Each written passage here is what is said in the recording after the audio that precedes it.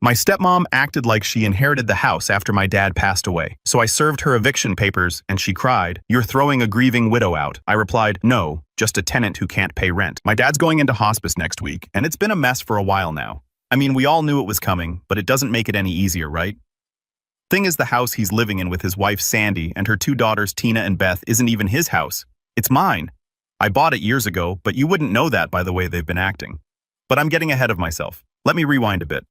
About 7 years ago, things got rough for my dad after my mom passed away. They'd been together for over 30 years, and when she died, it wrecked him. I mean, it was hard for all of us, but my dad, he fell apart. He lost his job a few months later, couldn't keep up with the rent on their apartment, and got evicted. It was like everything just crumbled at once, and he didn't have anyone else to turn to. I was all he had. So being the only kid in a position to help, I bought him a house. Nothing crazy, just a small place in a quiet, older neighborhood. It wasn't fancy, but it was safe, and more importantly, it gave him a roof over his head when he really needed it. He had his dog Charlie too, and honestly, Charlie was like his last connection to my mom. That dog was family to us, you know? It made the whole situation a little easier for him. For the first few years, things were good. Dad was healing slowly and the house became his little sanctuary. He got back on his feet as much as anyone could after something like that, and Charlie was always there by his side keeping him company. I'd visit every weekend, and it became our routine. Charlie would wag his tail like crazy whenever I showed up, and we'd hang out in the backyard grilling burgers, catching up, just trying to enjoy life again after everything that had happened. Then Sandy came into the picture. They met through some mutual friends, and before I knew it, they were married. I wasn't against it or anything. I mean, I was happy for my dad if this was what he needed, and Sandy seemed all right at first. You know, she was polite, always had a smile, and she seemed like she genuinely cared about my dad. So when he said she was moving in, I didn't have a problem with it. It's his life after all, even if it's technically my house. As long as he was happy, that's all that mattered. But here's where things started getting a little weird. First, it was just Sandy moving in. Fine. Then out of nowhere, her daughter Tina shows up with all her stuff like she's moving in too. Now Tina's in her late 20s, a grown adult, so it's not like she's some kid who needs a place to crash for a weekend. No, she's there to stay. I didn't say anything because, again, it's my dad's life and I wanted to respect that. But still, it was a little strange, right? A few months go by and I start noticing things. Every time I visit, there's more of Sandy's stuff everywhere. The house, which used to feel like my dad's place, now felt like it was more hers. Whatever, I told myself. Dad's happy. Let it be. But then just when I thought it couldn't get more crowded, Beth, the younger daughter, moves in. Now it's a full house, Sandy, Tina. Beth and my dad all under one roof. And you can imagine how that went. At first, I tried to let it go. I mean, yeah, it was weird seeing my dad's home being slowly taken over by Sandy and her daughters, but what could I do? I'm not going to tell my dad how to live his life. But things started getting worse. The vibe in the house shifted. Suddenly, my dad's opinion didn't seem to matter much anymore. Everything was about what Sandy and her daughters wanted. Things were already going downhill with Sandy and her daughters slowly taking over my dad's house, and then, just when I thought things couldn't get more annoying, we had the whole mess with Charlie. Let me explain something about Charlie. This dog wasn't just a pet. Charlie was family. My mom loved that dog, like he was her baby, and after she passed away, Charlie became my dad's emotional support. It was like Charlie was the one thing keeping him grounded after everything that happened. I know some people don't get that, but if you've ever had a dog, you know what I mean. So you can imagine how much it made me angry when Beth, Sandy's youngest daughter, started complaining about Charlie. Like really, Charlie was old harmless and spent 90% of his day either sleeping or chasing his own tail when he wasn't too tired. But one day, out of the blue, Beth comes up with this whole thing about how Charlie makes her uncomfortable. She said she didn't feel safe with him around. Now, I'm not one to dismiss people's fears, but come on. This was Charlie, not some rabid wolf. The guy was 12 years old, could barely make it up the stairs without needing a break, and was about as dangerous as a pillow. I didn't take it seriously at first. Thought maybe she was just being dramatic. But Sandy, of course, jumped in to back her up, making a whole big deal out of it. She started saying that maybe it was time for Charlie to find a new home, like he was some unwanted furniture that needed to be thrown out. That was my breaking point. I could see the stress it was putting on my dad. He wasn't just being asked to give up a dog, he was being asked to give up the last real connection he had to my mom. It broke my heart to see it. But what could I do? I wasn't living there, and Sandy had pretty much taken over the decision-making in the house. I could tell my dad didn't want to get rid of Charlie, but he was tired. He was dealing with his own health issues, and I guess he didn't have the energy to fight back anymore. So yeah, I stepped in. I told my dad straight up that Charlie could come live with me. I wasn't going to let Sandy or her daughters bully him into giving up that dog. My dad was relieved, but I could tell it still hurt him. I mean, he didn't want to give up Charlie, but he knew it was the only way to stop the constant arguing in the house. Sandy acted like she was doing him some huge favor by letting me take Charlie in, but I knew better. It wasn't about Charlie, it was about control. She and her daughters wanted to be the ones calling all the shots, and Charlie was just another way to push my dad out of the decision-making process in his own home. From that day on, I started bringing Charlie with me every time I visited, and every single time it was like I was bringing some kind of dangerous animal into the house. Tina and Beth would literally act like Charlie was going to maul them any second. The first time I showed up with him after taking him home, Beth actually screamed when she saw him, like she hadn't lived with this dog for the past few years. Sandy tried to play it off, but you could see her rolling her eyes every time I walked in the door with Charlie trotting behind me. It was ridiculous. Charlie would come in, wagging his little tail, barely noticing them, and all they could do was complain about how scary he was. I'd sit with my dad in the backyard, just like we always did, while Charlie lay there in the grass, not bothering anyone. And yet, every time Beth or Tina would peek out the window, give us this disgusted look, and run off like they were avoiding some kind of attack dog. Honestly, I think they just hated that Charlie was still around because it was a reminder that this was my dad's house, not theirs. Charlie was part of my dad's life, part of my mom's life, and no matter how much they tried to take over Charlie, was a constant reminder that they hadn't completely pushed my dad out yet. But then one day, Sandy finally said what I knew had been coming. She asked me not to bring Charlie around anymore. I was fuming. Why, I asked. Charlie's not doing anything, he just sits there. She tried to sugarcoat it, saying how Beth still felt uncomfortable, and how it was just better if Charlie didn't come over anymore. I could see right through it. This wasn't about Charlie at all. This was about power. She and her daughters had been slowly chipping away at everything that was important to my dad, and now they wanted to get rid of the last thing that connected him to his old life. I was livid, but I didn't want to make things harder for my dad. He was already sick, and the last thing I wanted was to stress him out more. So I told Sandy straight to her face, Charlie stays. He's not hurting anyone, and if you don't like it, then don't come outside when I visit. She didn't like that, not one bit, but I wasn't backing down. I could tell she wanted to push harder, but I wasn't giving her the chance. From then on, every time I visited, Charlie came with me, and I didn't care what they thought. My dad deserved that much at least. The tension in the house got worse after that. It was like Sandy and her daughters were just waiting for my dad to be out of the picture so they could fully take over. I could see it in the way they treated him, like he was just some old man taking up space.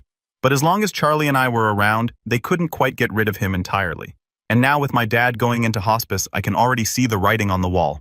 They think they're going to get the house, that everything's going to belong to them once he's gone, but they're in for a surprise. This is still my house, and Charlie, he's going to outlast all of them. So with my dad going into hospice soon, I knew time was running out to say goodbye properly. It was something I dreaded, but I couldn't put it off anymore. He wasn't doing well, and I needed to see him, especially since I'd been taking care of Charlie ever since Sandy and her daughters basically forced him out. I wanted to bring Charlie to see my dad one last time, let them have their moment before everything went downhill. When I showed up at the house, Sandy, Tina, and Beth were already there. The second I walked in with Charlie by my side, I could feel the tension in the room. You know when you walk into a place and everyone just stops what they're doing? Yeah, it was like that. The vibe was off, but I didn't care. I was there for my dad, not for them. Tina was the first to say something. She looked at Charlie, wrinkled her nose, and said, "Oh, great. He brought that stupid dog again." She wasn't even trying to hide the attitude. She acted like Charlie was some kind of wild animal, but the truth is, Charlie was so old at this point he barely moved unless you coaxed him with a treat or something. But there she was, acting all dramatic, like the dog was going to destroy the house. I took a deep breath and ignored her. I wasn't about to start a fight right then, even though I could feel my blood boiling. I just said, "I'm here to see Dad," and headed straight for his room. I could hear Sandy say something to Beth under her breath as I passed, but I didn't catch all of it. Probably some passive-aggressive comment about me or the dog, but whatever. I didn't have the energy to deal with them. When I got to my dad's room, he was lying in bed looking frail but still awake. His face lit up when he saw me, and when Charlie trotted in behind me, wagging his tail like crazy, my dad smiled for the first time in weeks. It hit me right then how much my dad had missed Charlie. Charlie immediately jumped up on the bed, which honestly was a struggle for him with how old he was, but he made it. He curled up next to my dad like they hadn't missed a beat. My dad reached over and scratched behind Charlie's ears just like he used to. For a few minutes, it was like things were normal again, and I could see how much peace it brought my dad to have Charlie there. We didn't talk much at first. It was one of those moments where words aren't really needed, you know? I just sat there with him, Charlie laying between us, and we stayed like that for a bit. I could tell my dad was weaker than the last time I'd seen him, and it hurt to see him like that. But there was also a kind of relief. At least for those few minutes, he looked happy again. After a while, my dad spoke up.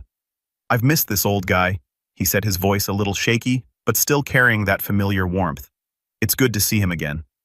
I nodded, not trusting myself to speak without choking up.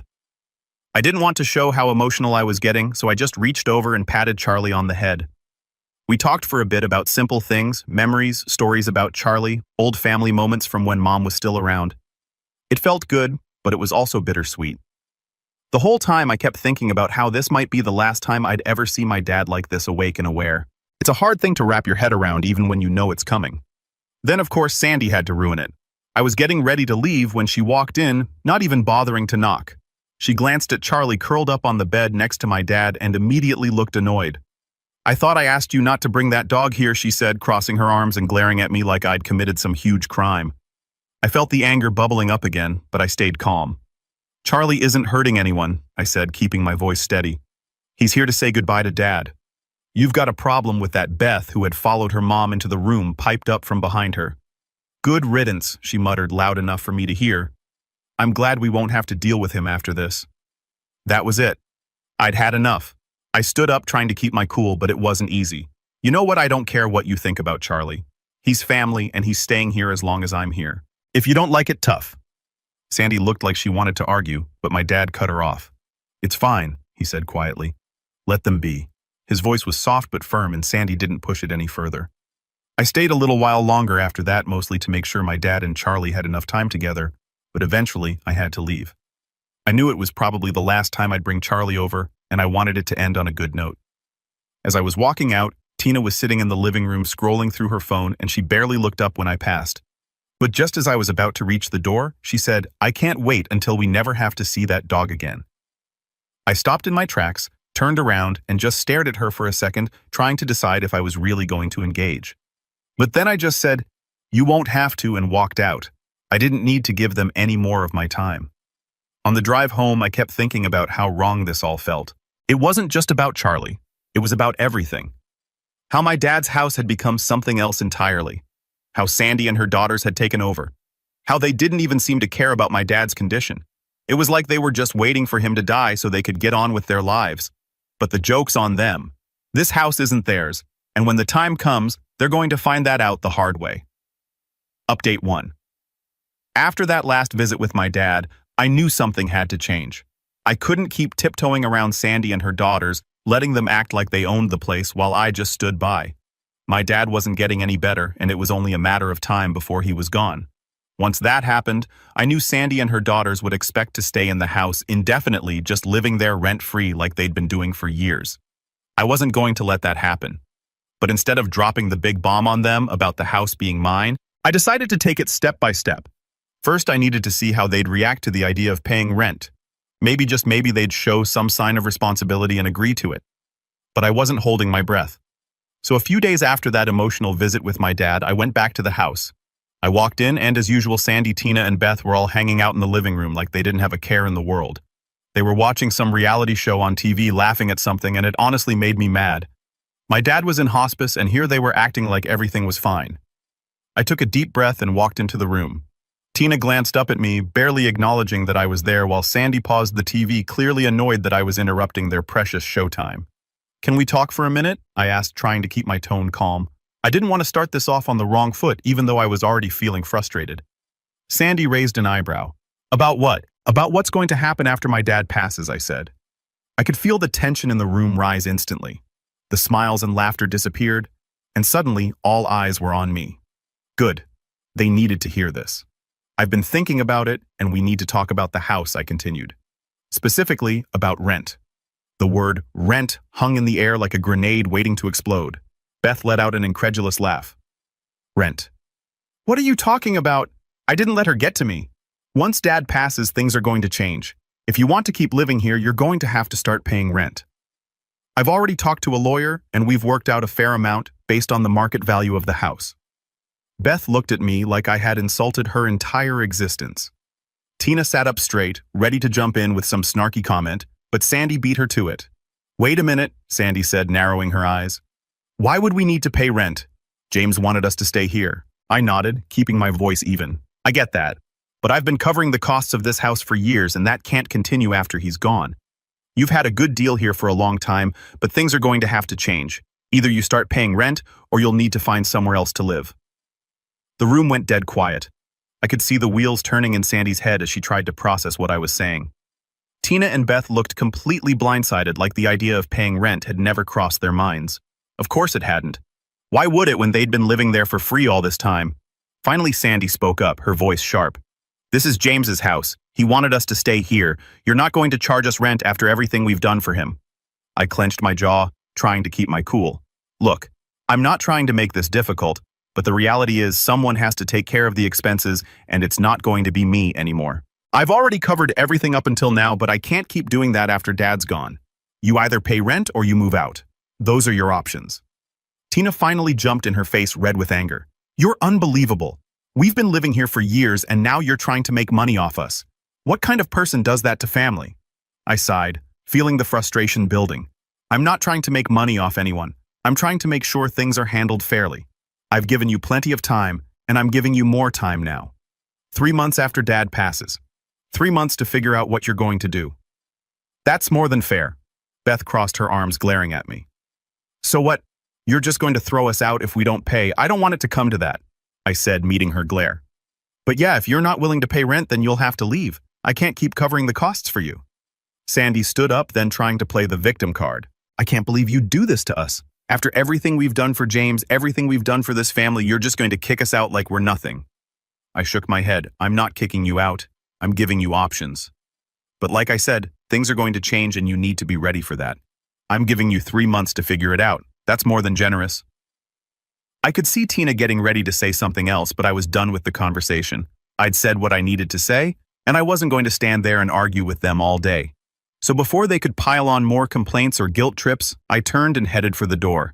As I left the house, I could still hear them talking, probably trying to figure out how to get around this, how to keep living there for free. But I wasn't going to budge. I'd given them their choices, pay rent or move out. And in 3 months, they were going to have to face reality. They just didn't know yet that the house wasn't even my dad's to give them. Update 2. It happened faster than I thought. One day my dad was still hanging on, and the next he was gone. Even though I knew it was coming, it still hit me like a ton of bricks. Watching him slip away like that wasn't easy, but at least I knew he was at peace now. It was over for him, and the pain he had been living with for so long was finally gone. But after the funeral, I had to deal with the aftermath, and no surprise, Sandy and her daughters Tina and Beth were acting like nothing had changed. It was almost as if they had been waiting for this moment, expecting everything to fall into place for them, like they were ready to take over now that my dad wasn't around. But they had no idea what was coming. I gave it a few days after the funeral to let things settle down, but I wasn't going to wait too long. The sooner I dealt with this, the better. They were probably expecting to stay in that house forever free of charge, but I had other plans, so I went over to the house. When I got there, Sandy was in the living room with Tina and Beth sitting around like they owned the place. They were laughing about something on the TV, totally ignoring the fact that my dad had just passed. There was no grief, no sadness, just them living their lives like nothing had happened. I stood in the doorway for a second, just watching them. It was surreal, honestly. How could they be so unaffected by everything? I mean, my dad had just died, and here they were acting like it was just another day. Finally, I cleared my throat and walked in. Sandy turned to look at me but didn't say anything. Neither did Tina or Beth. They just sat there waiting. I guess they thought I was there to talk about funeral arrangements or whatever. I took a deep breath. We need to talk about the house. Sandy frowned, not understanding. What do you mean? We've already talked about this. We're staying here just like James wanted. And there it was, the entitlement I had been expecting. I could feel my anger rising, but I kept my cool. I wasn't going to let them get to me. No, I said, shaking my head. We haven't talked about this. You think you're staying here, but the truth is, you're not. This house isn't my dad's, it's mine. I bought it for him after my mom died, and now that he's gone, it goes back to me." The room went dead silent. I could see the shock on Sandy's face, like she had no idea what I was talking about. She blinked a few times before finally saying, "What are you talking about? James never told me that. This is our home." I almost laughed. "Yeah, well, he didn't need to tell you. This house was never his to give. I bought it for him to live in after he lost his apartment, but it's been in my name the whole time. And now that he's gone, it's time for you to go too." Tina stood up looking furious. "You can't just kick us out. We've been living here for years. This is our home now." I turned to her, keeping my voice steady. "No, it's not your home. You've been living here for free and I've let it slide because of my dad. But now that he's gone, that stops. You either start paying rent or you leave. You have 3 months to figure it out." They were all stunned. Sandy looked like she was about to cry, but she quickly turned that into anger. "You can't do this to us. James wanted us to stay here. I'm sorry," I said. "Although I didn't really mean it, but that's not how this works. Legally, this is my house, and I'm not going to let you stay here without paying rent. You've been taking advantage of my dad for years, and I'm done letting it happen." Sandy tried to argue, but I wasn't listening anymore. I could feel the tension building in the room, but I wasn't backing down. This was my house, and I had every right to do what I was doing. "I've already spoken to my lawyer," I added, pulling out of the paperwork to prove it. "If you don't believe me here, it is in black and white. I own this house, not you and not my dad. I've given you 3 months to figure out what you're going to do. After that, if you're not out, I'll have no problem evicting you." Beth was sitting on the couch, staring at the paperwork with her mouth hanging open. "This can't be happening," she muttered, looking at Sandy for some kind of reassurance. But Sandy had nothing. She knew it was over. I could see it in her eyes. She had been banking on this house, thinking they could just stay there forever, rent-free, but now reality was hitting them hard. "You've got to be kidding me," Tina said, pacing around the room. "After everything we've done for James, you're just throwing us out." I almost laughed again. "Everything you've done? You mean disrespecting him, pushing him to get rid of Charlie and treating him like a guest in his own home? Yeah, real generous of you." They all started talking at once, trying to defend themselves, but I wasn't listening anymore. I'd had enough of their excuses, their entitlement, their complete lack of respect. My dad deserved better, and I wasn't going to let them keep living in this house like they owned it. "I've said what I came to say," I told them, turning toward the door. "You've got 3 months. After that, we'll see what happens." As I left, I could hear them still arguing behind me, trying to figure out what they were going to do. But that wasn't my problem anymore. They had spent years living off my dad, off of me, and now it was time for them to deal with the consequences. I felt a weight lift off my shoulders as I walked out of the house. It wasn't going to be easy, but I knew I was doing the right thing. I had let them take advantage of the situation for too long, and now it was time to take back what was mine. This house wasn't theirs. It never was. And soon enough, they were going to be out of my life for good. Update 3.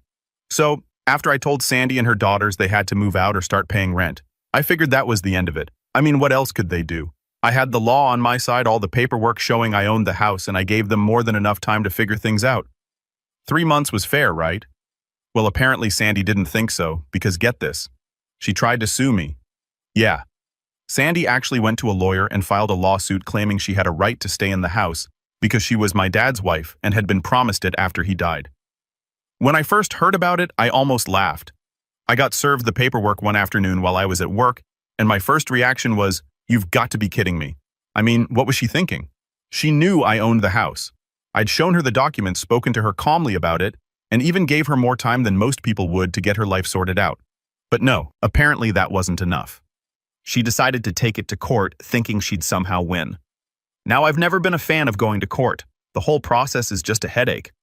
But at the same time, I wasn't worried. I had my lawyer lined up and ready to go, and I knew we had everything we needed to shut this thing down before it even got off the ground. The first thing I did was call my lawyer. He was calm about it, probably because this kind of thing happens more often than you'd think.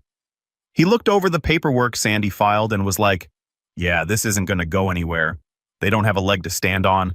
But even knowing that, I was still annoyed that I had to deal with this at all. I mean, come on.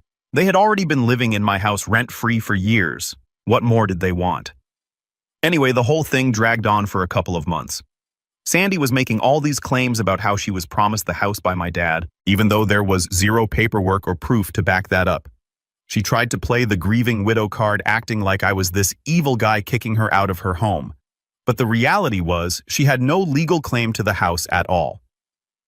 During the hearings, I had to sit there and listen to her lawyer try to spin this story about how Sandy and my dad had plans to leave the house to her after he passed, and how she had put so much into making it a home for them.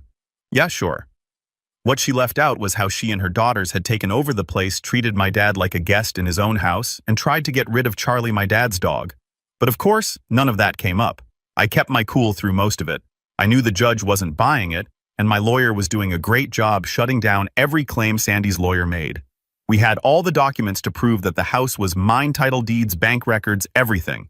So every time they tried to bring up some promise my dad supposedly made, we hit them with cold, hard facts. One of the more ridiculous moments was when Sandy tried to claim she had made improvements to the house and that she deserved some kind of compensation for that. Improvements.